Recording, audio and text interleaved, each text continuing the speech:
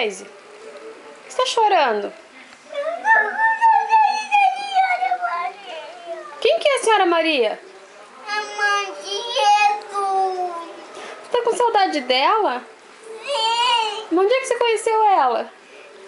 No tempo da música. Ah, no tempo da música.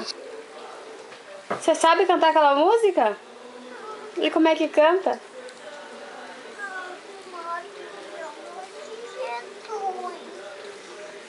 Se eu colocar a música, você canta junto?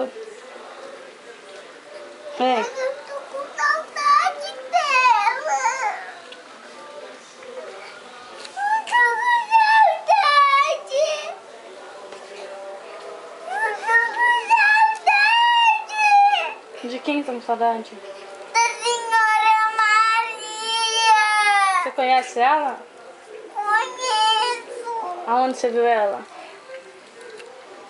Aquele tempo da música. Você lembra daquele tempo? Você se lembra? Como é que é a música? Cantar um pouquinho. Bem alto pra escutar. Ave Maria, Mãe de Jesus. O tempo passou, Não volta mais. tenho saudade Daquele tempo. que eu te chamo. Chamava de minha mãe. E Tá. caiu um negocinho. Caiu um negocinho. Agora tá caindo todos.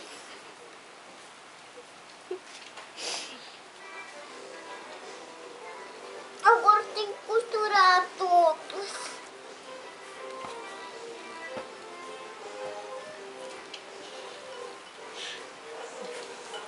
Que é, filha? Que isso? Que saudade da senhora Maria. Mas por que você fez isso aí? Hã? É porque eu tô com saudade dela. Você conheceu ela? Aonde? No céu. Hã? No céu eu tenho saudade daquele tempo. Daquele tempo que você tava lá? Você... Não tava lá no céu. Tava Eu onde? tava com saudade, né? Eu tô com saudade daquele tempo.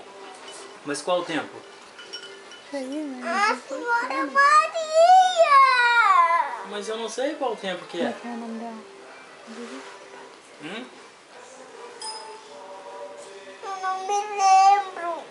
E agora? Vou te gravar só essa história.